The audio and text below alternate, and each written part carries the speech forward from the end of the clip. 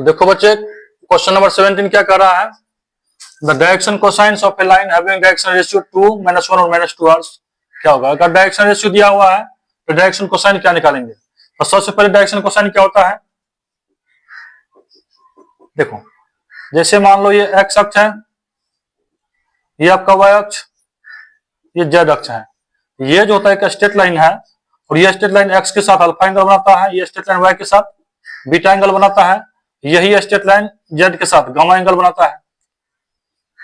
ठीक है यहां तक? ये अल्फा बीटा क्या हो गया? Alpha comma beta comma gamma are direction angles. Direction angles है तो इसका डायरेक्शन कोसाइन क्या हो जाएगी? तो इसी में कॉस लगा देंगे तो हो गया कोसाइन, यानी cos alpha cos beta cos gamma are direction cosines. ये कोसाइंस हो गया।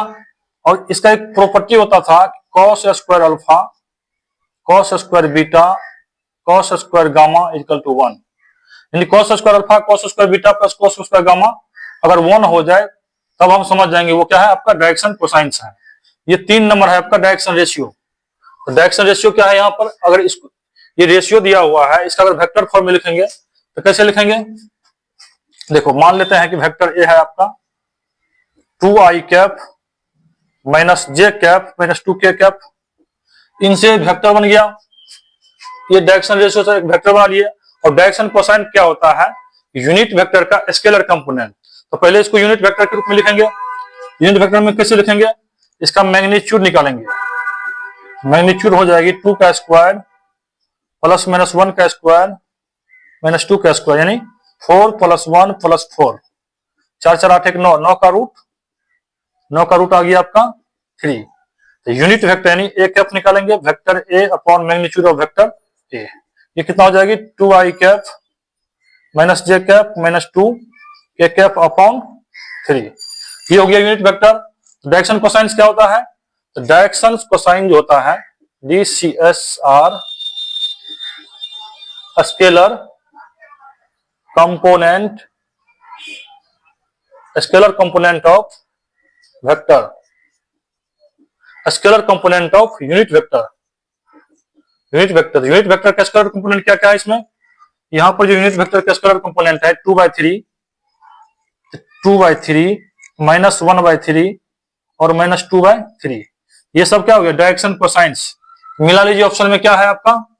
2/3 है, -1/3 और -2/3। तो ऑप्शन नंबर पहला में ही है, ये पहला में है आपका है, तो ऑप्शन नंबर इज करेक्ट। अब क्वेश्चन नंबर 18 देखो क्या है कि ये वेक्टर है, ये वेक्टर है, डॉट प्रोडक्ट। तो वेक्टर ए डॉट बी क्या होता था? A1 B1 plus A2 B2 plus A3 B3, ये होता है। वो वेक्टर है आपका। वेक्टर क्या है? मान लो वेक्टर ए बराबर है i cap minus 2j cap plus 5k cap. Vector B को लिख लो -2i cap plus 4j cap plus 2k cap. Okay. अब दो वेक्टर के बीच का अगर डॉट लेंगे, ये क्या होता था? i का गुणांक नहीं कुछ 1, इसके गुणांक -2। दोनों वेक्टर के i के गुणांक को आपस में गुणा करके जोड़ेंगे। उसी प्रकार के साथ करेंगे, मतलब 1 × -2 प्लस -2 × 4 प्लस 5 × 2। ये कितना गया? -2 -8 प्लस 10, यानी -10 प्लस 10, यानी कट गया ये 0। तो dot product of two vector कितना आ गया? 0। इसका आंसर क्या हो गया? 0। Option is correct.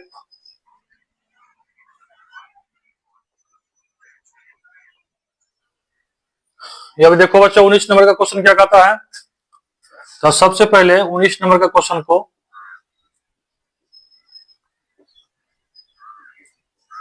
इसको जो करेंगे हम लोग बाय पार्ट्स पकड़ेंगे। बाय पार्ट्स में जैसे मान लीजिए इसको पहला मानेंगे, इसको दूसरा, किसको पहला फंक्शन मानेंगे, किसको सेकेंड। तो वो जो है, हम एक वर्ड है आइलेट, एक वर्ड है आई, इसके अकॉर्डिंग मानेंगे फर्स्ट सेकेंड। किसी को फर्स्ट फंक्शन मानेंगे, किसी को सेकेंड, वो आइलेट के अनुसार। तो आई का मतलब होता है इनवर्स फंक्शन। एल का मतलब होता है लॉगरिथमिक फंक्शन। ए का मतलब होता है अलजेब्रिक टी का मतलब होता है ट्रिग्नोमेट्रिक, ट्रिग्नोमेट्रिक फंक्शन। ई का मतलब होता है एक्सपोनेंशियल। यहाँ पर क्या है, ये एल्जेब्रिक हुआ, ये एक्सपोनेंशियल है। हाईलाइट वर्ड में सबसे पहले कौन है, तो सबसे पहले देखो एल्जेब्रिक है, बाद में एक्सपोनेंशियल है। तो जिसके पहले होगा इस हाईलाइट वर्ड में उसको मानेंगे फर्स्ट फंक्शन। तो ये हो गया आपका फर्स्ट फंक्शन, ये हो गया आपका सेकंड फंक्शन। तो इंटीग्रेट जो करेंगे तो पहला फंक्शन को कांस्टेंट, सेकंड का इंटीग्रल मतलब x इंटू सेकंड फंक्शन का इंटीग्रल का मतलब e के power 2x dx minus integral sign लेंगे इसके अंतर्गत, इस डब्बा के अंतर्गत पहले सेकंड फंक्शन का इंटीग्रल होता है और फर्स्ट फंक्शन का डिफरेंशियल, तो x का डिफरेंशिएशन x के रिस्पेक्ट में, और फिर टोटल का इंटीग्रल, ये सूत्र होता है। ये कितना गया, x इंटू e के पावर 2x का तो यही होता है। और देखो इंटीग्रेशन में अगर x के बगल में 2 है तो 2 से भाग हो जाएगा, माइनस इंटीग्रल सेकंड फंक्शन का इंटीग्रल e के पावर 2x अपॉन 2 इंटू 1 और इसका फिर इंटीग्रल। ये कितना गया, x इंटू e के पावर 2x अपॉन 2 माइनस इसका इंटीग्रल 1/2 कांस्टेंट, e के पावर 2x का इंटीग्रल e के पावर 2x अपॉन 2 यानी 4 dx। ये तो इंटीग्रल इसका हो गया था, प्लस सी। ये कितना गया, 2 और 4 का एलसीएम 4, 2 इंटू 2 2x e के पावर 2x माइनस e के पावर 2x प्लस सी। ये कितना गया, यहां से 4 कॉमन लेंगे तो e के पावर 2x इसमें से कॉमन ले लो, 2 इंटू नहीं तो e के पावर x और कॉमन करेंगे, यहां क्या बचेगा 2x माइनस 1 अपॉन 4 प्लस सी। देखो ऑप्शन में क्या है, कौन सा ऑप्शन में ये चीज है, यहां पर है कि 2x minus 1/4, 2x minus 1/4 e के पावर 2x, e के पावर 2x मतलब पहला ऑप्शन आपका करेक्ट हो गया। अब सेकंड नंबर में क्या कहता है, तो सेकंड नंबर में इसको मान लीजिए वेक्टर ए, इसको मान लो वेक्टर बी। तो वेक्टर ए बराबर क्या हो जाएगी, 2i cap minus 3j cap plus 5k cap. Vector B में क्या, यहाँ पर 2i cap 2j cap, 2i cap 2j cap plus 2k cap. Dot product of two vector जो होता है वो 2 into 2 plus minus 3 into 2 plus 5 into 2 कितना 4 minus 6 plus 10, ये 10, ये कितना गया 10 प्लस 4 14 माइनस 6 यानी 8। तो dot product of two vector इसका क्या गया 8। तो ऑप्शन नंबर ए इज आपका करेक्ट।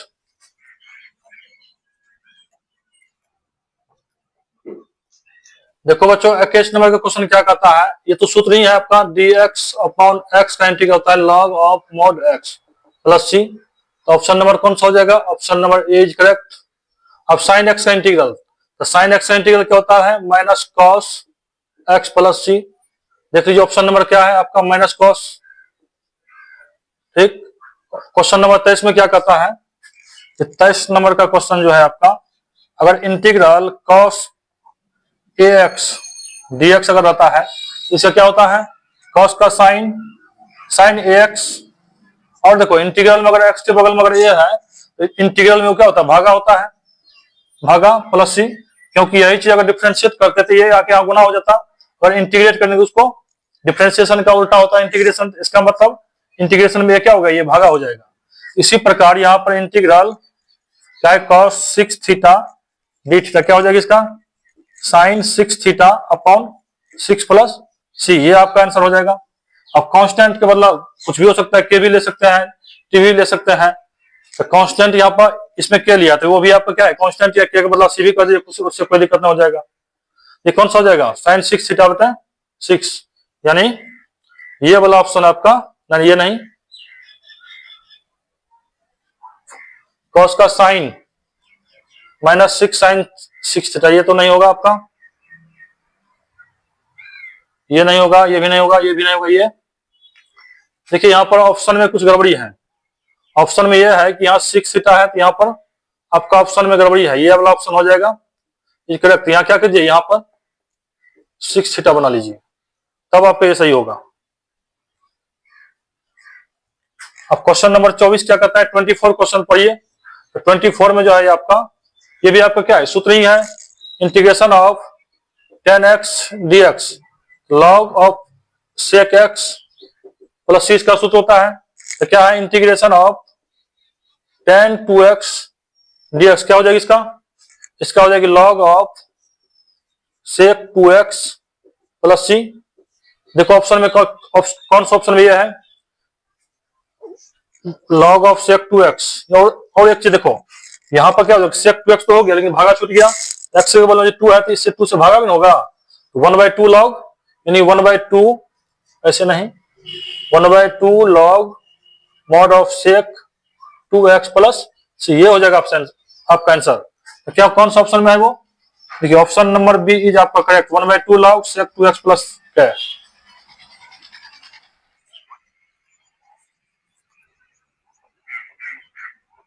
देखो बच्चे 25 का क्वेश्चन क्या कहता है,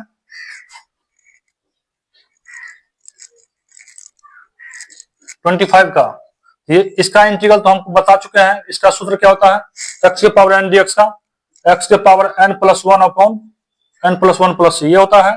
तो बस इस इंटीग्रल को इसी फॉर्मूला पर सेट करेंगे, क्या हो जाएगी, integral of 0 to 1 x square dx। तो 2 है पावर में, तो एक बढ़ा देंगे ऊपर वाला को नीचे लिख देंगे, अपर लिमिट 1 लोअर लिमिट 0।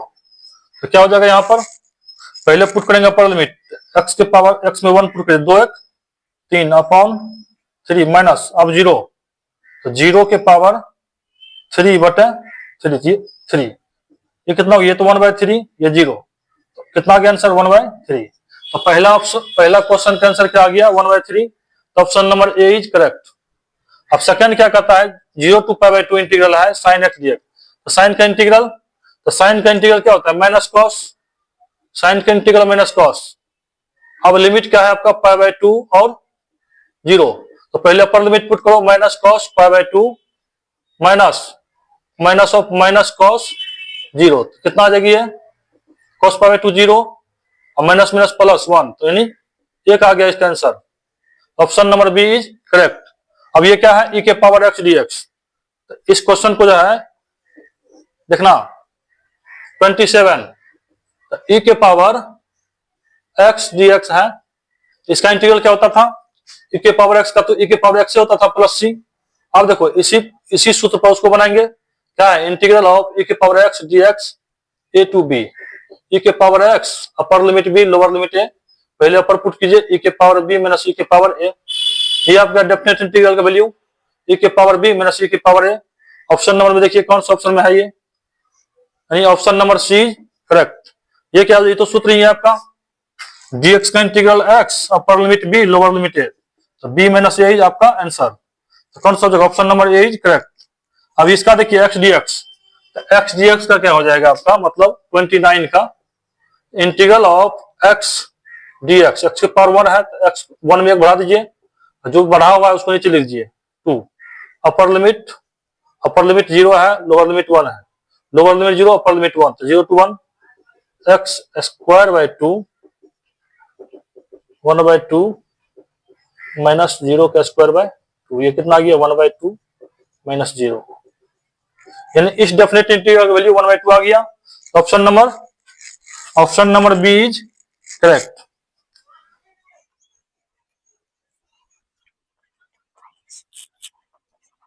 देखो बच्चों क्वेश्चन नंबर 49 में बहुत इजी क्वेश्चन है, 49 50 51 52, ये सब के सब आसान क्वेश्चन है। तो 51 में क्या कहता है कि 3 into, अगर कोई भी मैट्रिक्स में, आपको हम बताए थे, अगर कोई मैट्रिक्स है, मान लो a बराबर a11 a12 a21 a22, ये 21 होगा, ये अगर मैट्रिक्स है, अगर कोई स्केलर से अगर गुना करते हैं मैट्रिक्स में, तो मैट्रिक्स के जितने भी एलिमेंट है सब में गुना हो जाता है, मतलब k into a11 k into a12 k into a21 k into a22, ये हो जाएगा ठीक। तो इसी पर आपका 3 है, तो 3 इंटू मैट्रिक्स एक अगर करेंगे, 3 इंटू ये मैट्रिक्स मान लीजिए 5 6 7 8 हो जाएगा, तो कितना हो जाएगा 3 इंटू 5 15 3 इंटू 6 18 3 इंटू 7 21 3 इंटू 8 24, ये हो जाएगा आपके मैट्रिक्स। देखिए ऑप्शन नंबर क्या है आपका 15 18 और ये नहीं होगा 15 और 18 21 मतलब option number C is correct. उसी प्रकार ये हो जाएगा आपका 2 है तो 2 से गुना होगा, इसमें 2 से गुना होगा यानी 2, 2 into 2 4, 2 into 3 6, 2 into 4 8, ये आपका आंसर हो जाएगा। ऑप्शन नंबर आपका कौन हो जाएगी, option number D is correct. इसका तो ये हो गया आंसर। चलो अब देखिए 51 में क्या करता है, ये था आपका 49 का एक्सप्लेनेशन। अब देखिए 51 में क्या करता है, the solution of the differential equation क्या है, x into D Y plus Y into D X, ये डिफरेंशियल इक्वेशन है। यहां से क्या हो जाएगा, D into X into Y हो जाएगा, इसको u इंटू वी पर डिफरेंशिएट किया गया है बराबर 0। अब इसका इंटीग्रेट करेंगे तो क्या निकलेगा, एक्स वाई बराबर कॉन्स्टेंट आ जाएगा, कि कॉन्स्टेंट का इंटीग्रेशन 0 होता है, इसका मतलब एक्स वाई बराबर सी, आपका सही answer. Option number B correct. अब 52 क्वेश्चन नंबर 52 देखिए, ये था आपको एक रूल बताए थे, फॉर्मूला बताए थे, अगर dx upon x square by minus A square होता है, इसका क्या इंटीग्रल होता था, 1/2a log mod x minus a upon x plus a plus c, ये सूत्र होता है।